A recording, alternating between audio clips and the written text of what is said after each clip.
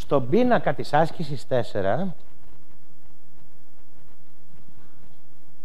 σας ζητώ να σημειώσετε στην πρώτη αράδα τα αρχικά των υπαλλήλων σας ή και εταίρων σας.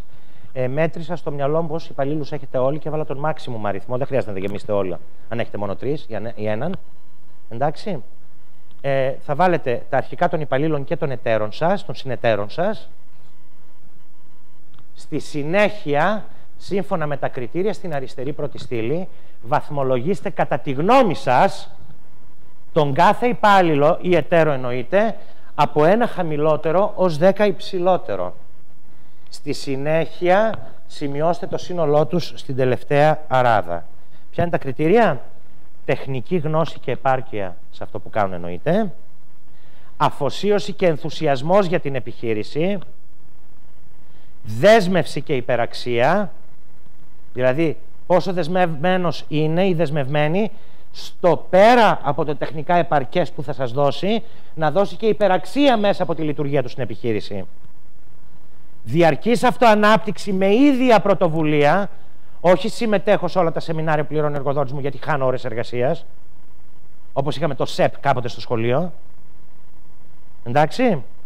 Ανάληψη ευθυνών, συνέπεια και σταθερότητα και επίγνωση οικονομικών μέτρων, οικονομικών συνθήκων. Τόσο μπορεί να με πληρώσει η επιχείρηση, τόσο κοστίζω, κατανοώ ότι πρέπει να γίνουν διορθώσεις, κατανοώ ότι για αυτή τη δουλειά θα πληρωθώ τόσο, για εκείνη τη δουλειά θα πληρωθώ τόσο. Οκ. Ναι, μπορεί στην προηγούμενη δουλειά που ήμουνα, που ήταν μια μεγαλούτσικη μικρομεσαία επιχείρηση και απασχολούσε 70 άτομα, εγώ να ήμουν manager σε ένα τμήμα με 4 άτομα και να τους μανατζάριζα και να έπαιρνα τόσα, αλλά με απέλυσαν. Ύστερα όταν βρήκα μια δουλειά, δεν μπορώ να πω ναι, αλλά ξέρεις πόσα έπαιρνα εκεί που ήμουνα.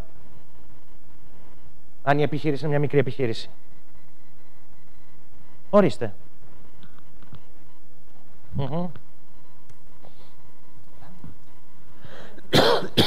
Να βάλουμε και...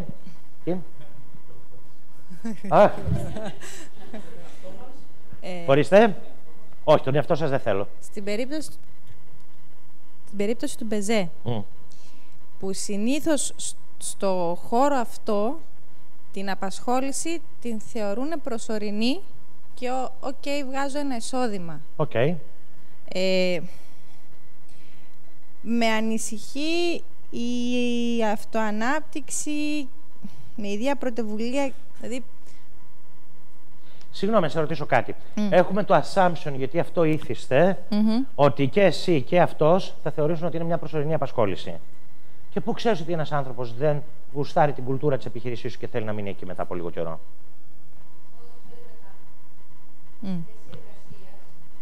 Έτσι. Έτσι. Έτσι. Έτσι. Ναι, πολύ σωστά. Πάρα πολύ σωστά. Ναι, ακριβώς. Συμφωνώ απόλυτα. 2 λεπτά. Είναι μια σχέση ενηλίκων.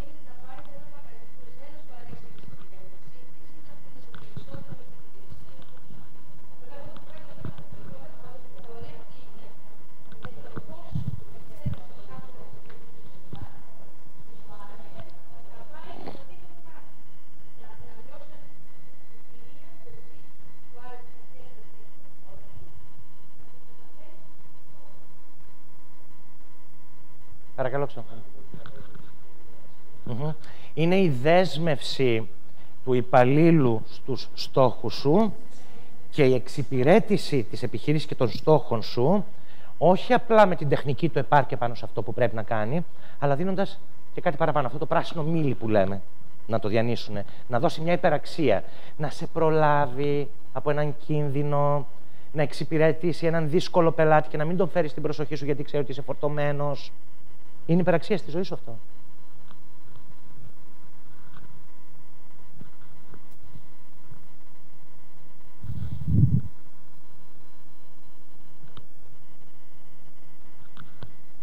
Βέβαια. Τους εαυτούς μας όχι. Εταίρους και υπαλλήλους. Δηλαδή, εσύ θα αξιολογήσεις την Νίκη, η Νίκη εσένα, η Βάσο την Έλενα, η Έλενα τη Βάσο. Η Δέσποινα τη Φωτεινή, η Φωτεινή τη Δέσποινα. Ορίστε. Εσύ τη μισή Ελλάδα.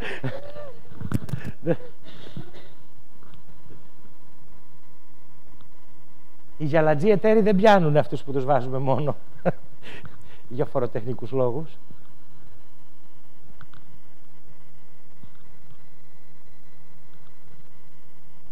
Εννοείται, αλλά θα την έχεις φάξει, το ξέρω. Ναι.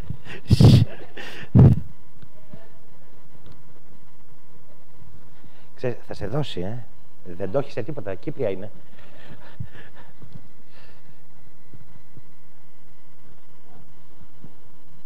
Α, θα το δούμε παρακάτω. Καλέ, προτρέχετε. Πω. Κυρία έμαθα present continuous. Πότε θα δώσω lower?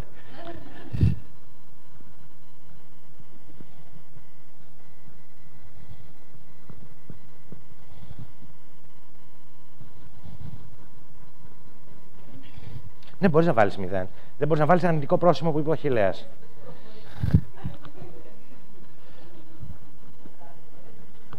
Α, όχι, ψέματα, συγγνώμη. Δικό μου λάθος. Το ελάχιστο είναι 1, δεν μπορεί να είναι 0. Ναι.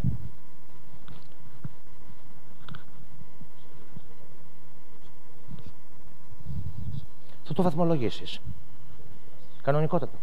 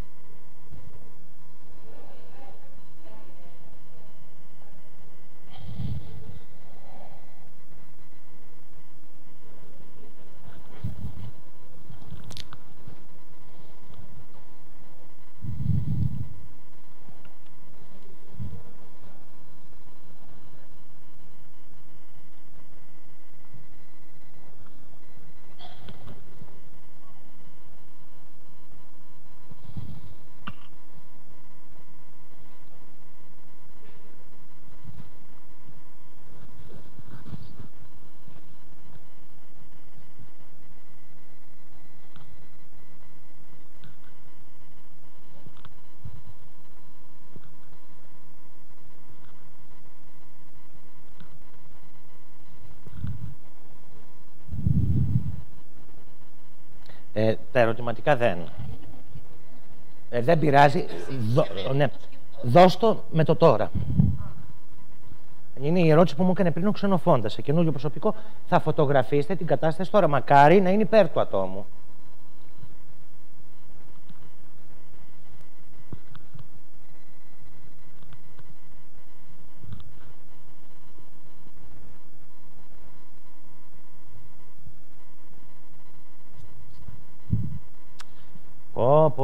Πολύ την αγαπάς να τρεφείς σου, Φωτεινή.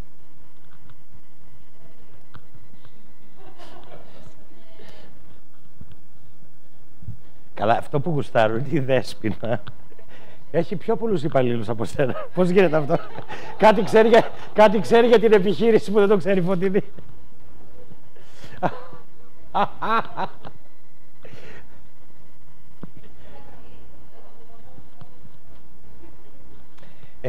Μαρία, κλέβεις? Καθηγητές απασχολείς? Ναι. Τα λογιστικά, τα οικονομικά ποιος τα κρατάει? Βέβαια. Είναι εταίρος. Εγώ, πέρα από το νομικό πλαίσιο, τον θεωρώ συνεταίρος σου. Με ένα μικρό ποσοστό, γιατί έχει μια ανάληψη ευθύνης εκεί μέσα. Φυσικότατα. Καλά δεν βάλατε τον Παναγιώτη, πλάκα έχετε? Ναι. Γιατί δεν σου επιτελεί έργο μέσα στην επιχείρηση με τακτικότητα? Γιατί τα λογιστικά σου ποιος τα κάνει? Εσύ? Α, έχει τα άλλον? Α, οκ. Εντάξει. Ναι. Αυτό μου λέει πάρα πολλά. Αυτό. Βέβαια, αφού είναι τακτικός συνεργάτης. Ορίστε. Πολύ σε τιμάει αυτό Στάμο. Όχι για το λογιστή. Έλα, Θανάση. Να έχει επίγνωση γιατί κοστίζει τόσο που κοστίζει. Ακριβώς, και ο καθηγητής δηλαδή. Βέβαια. Αν είναι καλό στη δουλειά τους, τη δασκαλία. Όχι.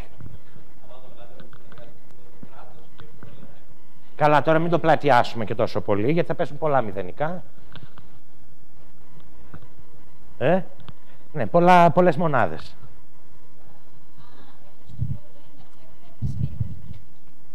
Και καλά έκανες, ρε παιδί μου, γιατί είναι μέρος δουλειάς. Δηλαδή, αν είναι μέρος του job description, ναι. Ωραία. Σε διόρθωσε, λέγε. Έχω μπερδευτεί με το πρώτο πάλι. Τεχνική γνώση και επάρκεια. Με την έννοια ότι είναι ένας καθηγητής. Μας φτάνει μόνο να είναι καλός καθηγητής, μας φτάνουν και όλα. Χρειαζόμαστε και όλα τα υπόλοιπα που είπαμε μόλις τώρα. Δηλαδή, αν ξέρει πόσο κοστίζει.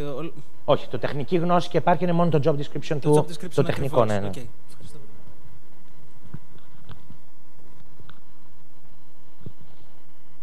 Είσαστε γαλαντόμα πάντα. Πολύ με πληγώνει αυτό. Πολύ γαλαντόμα είστε.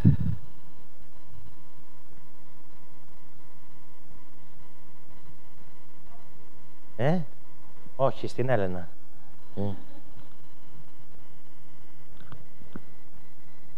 Θα μας παίρνουμε έρηδες οικογενειακές, δεν κάνουν.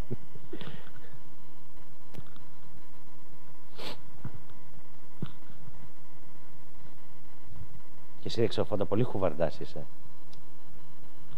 Καλά, στη Τζόρτζια θα γυρίσουν αστράκια τα μάτια μου. Α, ρεαλίστηκα σε κόβω.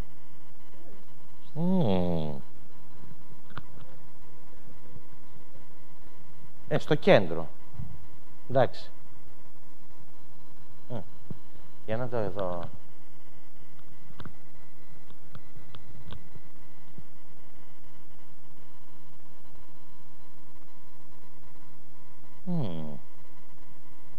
Και σαν ένα γαλαντόμα σε κόμμα.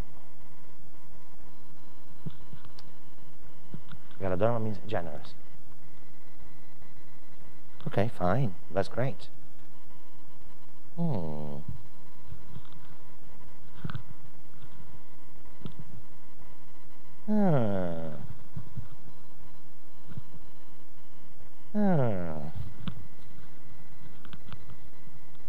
Ρεαλίστρια.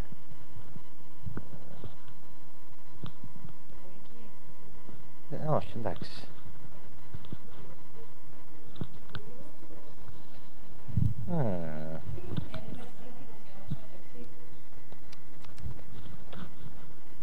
Τίποτα, την Κατερίνα λέω. Είστε πιο αυστηροί από μένα.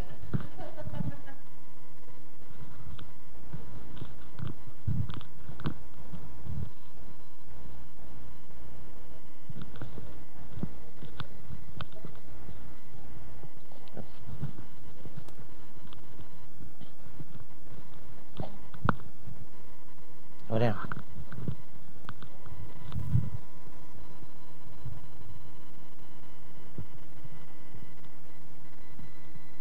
Ναι.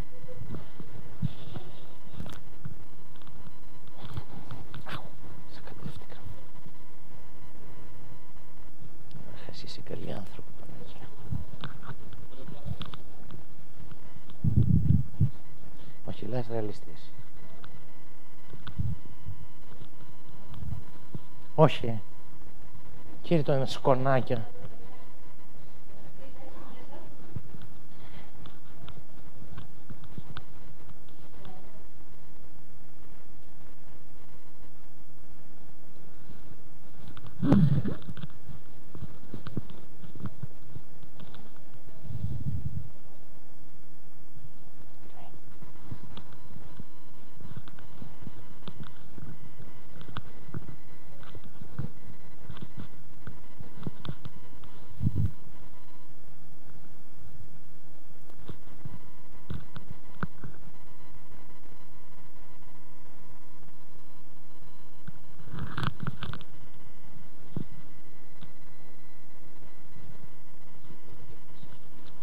Γι' αυτό ήρθα από πίσω. Λοιπόν,